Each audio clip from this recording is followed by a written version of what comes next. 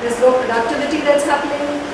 It's non-profitable because the cost of cultivation has gone up. There's generally degradation of the ecosystem, agricultural ecosystem. People are moving out of agriculture. There's fewer opportunities for diversification, low market presence, and poor processing facilities. These are general issues that are there in agriculture.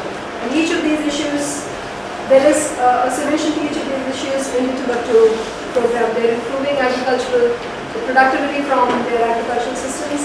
By using organic inputs, they've been able to reduce the cost of cultivation by crop management, by sustainable agriculture practices. They're addressing ecosystem degradation. They're able to retain youth in agriculture, bringing in livestock. They're diversifying, and they're also creating employment opportunities through processing units that have come up.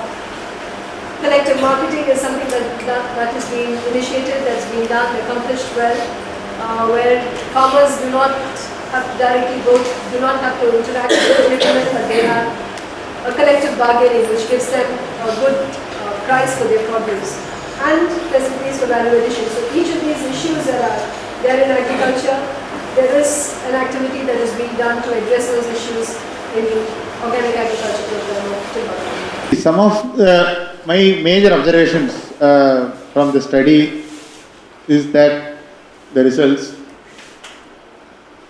investment on sustaining agriculture farming, especially organic farming, is very key. That investment is not coming neither from the government, and farmer is not in a position to invest such resources. If you take the example of this study, the whole project of 9 years, with about 1,632 farmers, around 8 crores was invested directly on the farming activity per se, which comes to around 51,000 rupees per farmer and almost about 9,369 rupees per acre.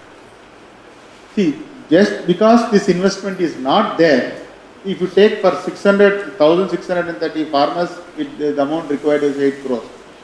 And secondly, the amount of resources spent on providing extension services, because when we saw the staff structure, you take the same model of 1,600 farmers for a government supported agriculture program. Do we really have that kind of structure? That is the big difference I see in this particular program, because such huge investments have gone in, which is definitely required. Without such investment, reviving rain-fed farming in such a rainfall district like Anantapur is next to impossible.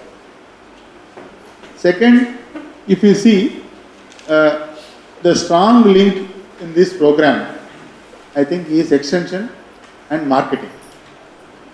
See, but for the extension support was given to organic. See, organic farming is not that easy. If mentally people have to change from their traditional practices. Suppose if one person is applying a chemical fertilizer, he will see the results in 2 days' time. Whereas he is farming, he is practicing organic farming practice, he will not see the results in a week, 2 days' time. He may have to wait for even a month. That waiting period and that kind of patience is very much required for the farmer. Unless that patience is not there, they will not convert themselves into organic farming practices.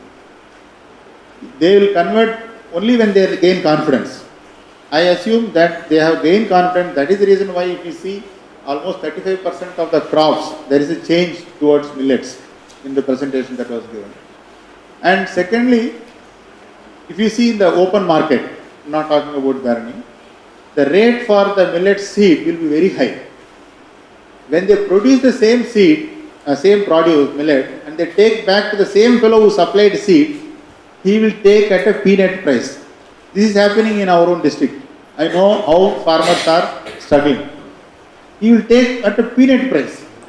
Say, okay, this quality is not good, that quality is not good. So finally, the farmer goes back to the same old crop in which he or she is more familiar.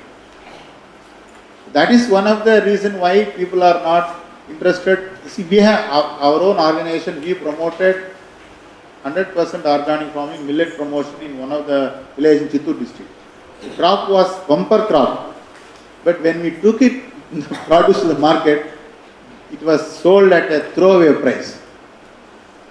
The same fellow who supplied seeds bought the seed back from produce from us at a throwaway price. The confidence that he gave when the produce was given was different. Whereas, since you have established a transparent marketing system through Dharani, maybe the farmers are confident, okay, whatever I produce, I don't need to worry. Because even that also was explained in the presentation. So that is the second. And third is the institutional arrangement that you have. See, certification of organic farming today, certification is a big business in our country.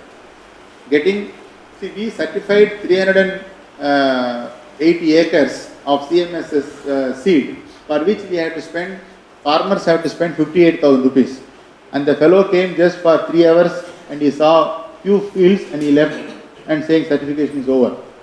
Suppose if you assume the same amount of practice is to be certified by an outside agency, it will cost maybe few lakhs or maybe I don't know what exactly. But because you have a strong village institution in place and people are able to monitor their own farming practices, but for that their own rules and regulations, if they are not evolved, ultimately you will not get a product like what you are now able to showcase. So maybe that institutional process that has gone in is quite intensive. See, when you take I don't want to quote agriculture department example. See, 25 years back, I did one small study about a primary health center in Prakasam district. That primary health center expenditure in those days was per month was almost about 5 lakhs. And almost out of 5 lakhs, 4 lakhs 90,000 was going on salaries. We did a study for 3 years. The service that they were providing was family planning, and next was giving, they didn't have any medicine. They had only 4 medicines, paracetamol, APC, and then polio injection, polio drops. So for spending 10,000 rupees worth of medicine, you are investing 4 lakhs 90 rupees on service, delivery. Whereas in this case, even if you take administration and program together also, it is 25% investment on the overheads, and whereas 75% on the program. And if you see any government program which is evolved in Andhra, amount of money that has been spent in the last say 15 years or 20 years on in the name of the farming community in this district, including subsidies and all, I think we will get a different statistics altogether. We might have spent more than the amount of money that we are spending. See, the point what I want to drive from here is these 4 or 5 principal policy framework is a must. One is sufficient credit, timely credit, institutional mechanism at the village level, and third, marketing facility, and fourth, access to capacity building and also extension services. And this study has proved, because all these numbers were given here and the investment that has been given and also the results we are seeing, and it is certainly possible to replicate this model because the resources are available with the government. If you put all the resources together, even if NREG resource itself is properly utilized, there are resources because 50% of that resources is going for material farm. They dig one tank which requires 50 lakhs. We spend 5 lakhs on that tank renovation, which is not going to give any results. So even if the entire money is put for agriculture, it would come through. And NABARD, DDM sir has come. Government is now, and he is fully aware of the project which I am talking. Government is planning to come up with a program to address distress in the 5 districts of 4 districts of Rayalaseema and 1 more district in Prakasam. So I once again urge Bablu and also Mary to meet Principal Secretary Agriculture Mr. Vijay Kumar, because he is very, very open to ideas. See, the whole district district program which was planned by the department was totally different. They wanted to use take villages based on the MLA constituency. Finally, they have taken the villages on different criteria altogether. So if this study results, not merely study, but the package of practices that Timbuktu had adopted in these villages can be shared, it would certainly help the government also to modify the program wherever it is required, because the resources are available in that program. More than this, whatever you have spent, government has got money. But the only thing is they have to, and they are planning to involve only NGOs. So there is a good opportunity for us. And my another request to Timbuktu is that there are almost 30 NGOs who are already working on millet promotion in these 3 districts of Chittoor, Anantapur and Kurnool. I think all this experience of Timbuktu should be transferred to them.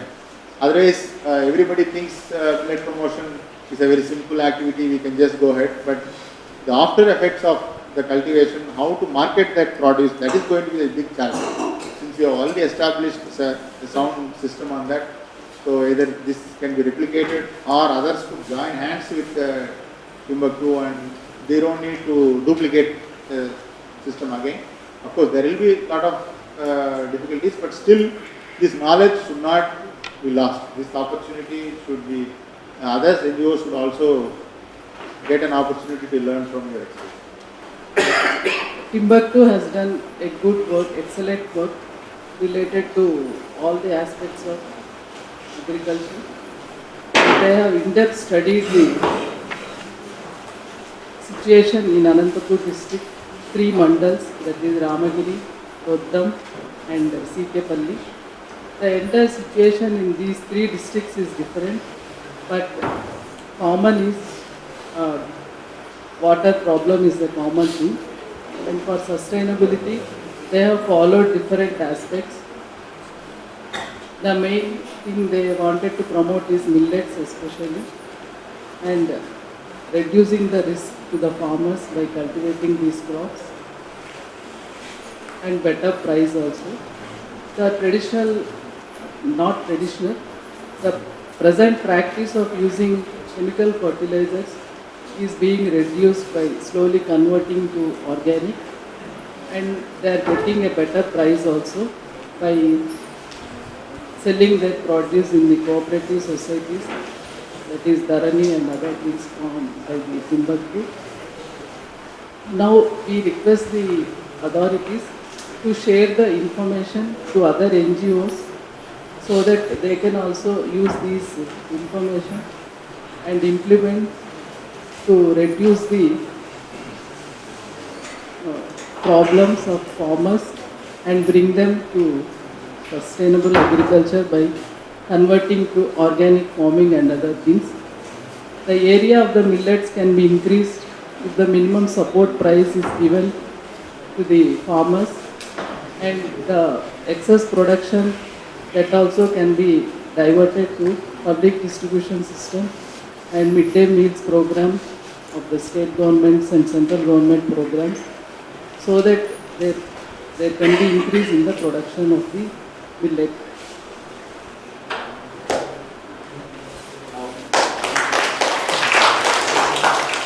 Crop benefit ratio చూసినప్పుడు organic మిల్లెట్స్కు versus mainstream groundnut చూసినప్పుడు ఆబ్వియస్గా cost input cost వచ్చేసి organic మిల్లెట్స్లో తక్కువగా ఉంటుంది, profit ratio is ఎక్కువ ఉంది.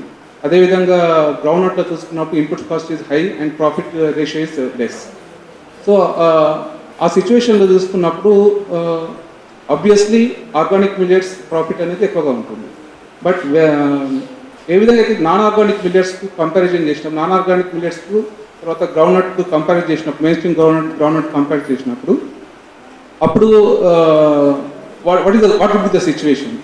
ఆ సిచ్యువేషన్ ఏంటి? ఎందుకు మరి మిగతా ఫార్మర్స్ కూడా మిల్లెట్ ప్రమోషన్కి వెళ్ళొచ్చు కదా compare to groundnut? Traditional farmers are not growing any millets, they are only growing cash crops.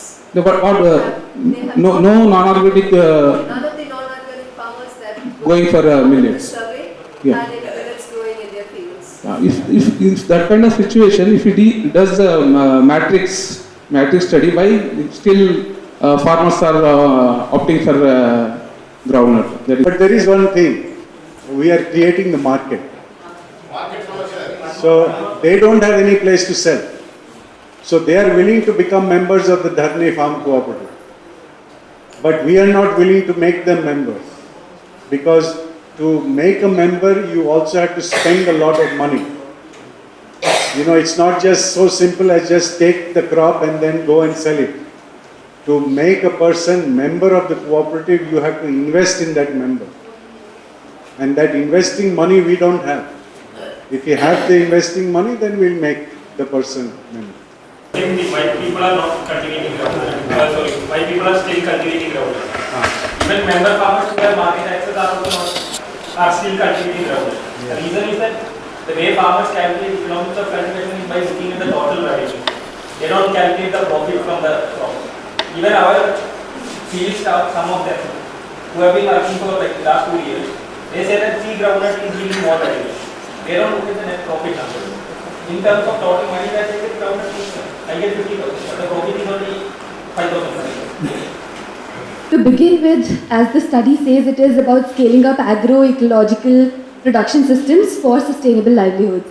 So in most of the presentation, how I saw it, and I would like to maybe ask you to confirm would be whether agroecological production systems in this case were largely organic agriculture and then pulling it down to millet production in most of the production in the example that you had taken. I have a little discomfort when this happened, but because I'm assuming when we were looking at Timbuktu Collective's work over the last 25 years or last 6 years, I'm sorry, it was about millet and other activities that were conducted in the entire agriculture value chain, from natural resource management practices to things on farm ground activities, choice of crops being one of them, and then of course what happens at the agriculture value chain, at the end of the agriculture value chain.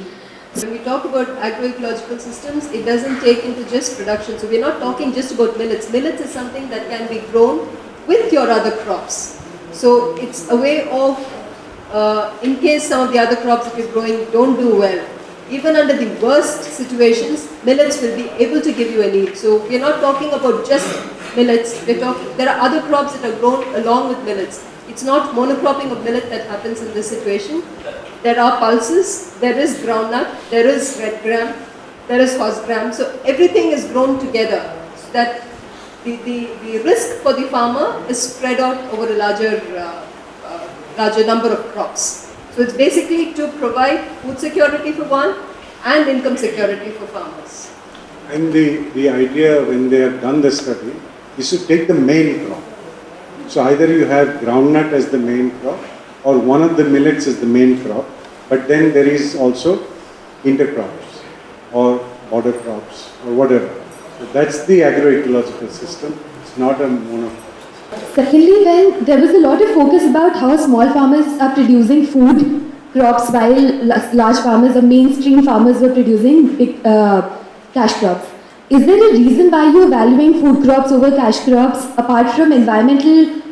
If it is environmentally degrading, that's another value that may be added, that they're environmentally degrading crops, which is why we don't have to do any cash crop. Otherwise, why is there so much focus of small farmers producing their own food while the presentation's focus was mainly about sustainable livelihoods and not producing your own food? Maybe. But maybe the external factors, I would want to acknowledge that external factors sometimes makes it important to have at least food security by internal mechanisms. And is that the reason why we were focusing so much on producing your own food? Why are we concentrating on producing own food? Why are we not so much interested in small farmers going in for cash crops? When they go in for cash crops, the kind of situation that exists in this place is not conducive for cash crops. It becomes a burden on the farmer to be able to have water. So he goes in, so there's degradation of your natural resources that happens. And food is what is most important for people. It was a society that was food producing and subsistence. It was food economy, local economy that's meant for smallholder farmers. Now when there's an area where there's maximum 95% of farmers are smallholders, you cannot go in for cash cropping. It doesn't make sense. The economics doesn't work out. And the reason why people are going in for more the indebtedness is because you're moving from a food economy to a market economy. So which is why, as a collective, the work is on food production and not on cash cropping.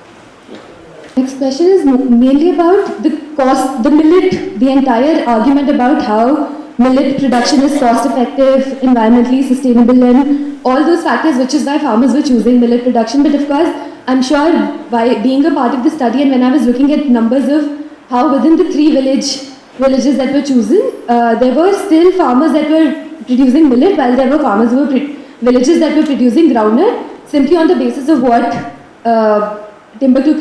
what the collective farmer collectives were procuring from, were buying from these farmers. So we do understand that the biggest pull was basically the market that was created by the farmer collective that was established. Do you agree with what I'm saying? Number one, and if you do, then like a bigger question on maybe even Bablu sir, when you made in your first presentation about how scaling up of how much is the demand of millets and other such food crops are constraining the growth of such Timbuktu collectives, and how much has Timbuktu collective on itself, not collective but the farmer collectives, have been able to reach the scale that they can, in the sense how much is their capacity maybe to procure, is it the demand that is constraining them to procure more of millets, or is it the farmers that are not, or is it both? I'm sure like there would be constraints on both ends. It was said that within this case, within the interviews and the surveys taken, it is said that organic farming and chemical farming includes almost similar amount of labor as from the women. I would just want to know whether, when it was taken, was it based on, was it ensured that the number of people working on the farms of these two different sorts of samples taken were similar? My fear is that maybe the study is little biased in the sense that there may be more members in the family of mainstream farmers or more people who are working on the land. Like, was it taken in consideration while making these control samples when the study was taken? Is just my query more than a question. Thank you. Part of the survey that was done, it's through a questionnaire format, and that was done through another organization. So I think the answer to that would be better from the organization. Vineet can answer that. Yeah. So we had no control for the family size, but since the people were not family size, it's more of convenience sampling. We expect that it should be more or less same. The family size does not vary that much for it to meet. Women in decision making kind of thing. If you see the study, collective decision making is very lesser than women alone and men alone decision making. I think even organic millets promotion also, if you see, collective decision making always is encourageable. But I don't know, I think even if we common thinking, most of the things, the collective decision would be more than women alone thing. But women alone decision making also some extent is encourageable, but collective decision making always is good. Absolutely, I agree with that. But what that study says is that even though women are involved in a lot of activities in agriculture, the decision making lies mostly with men. It's perfectly alright, it's the ideal situation where both men and women, where there's joint decision making. But when it's just the male members in the family that take the decision, there is a difference. There definitely is a difference. So what we're trying to say is not that women alone should take any decisions. It's just that they should become part of the decision making process, which is not happening. It's just male dominated.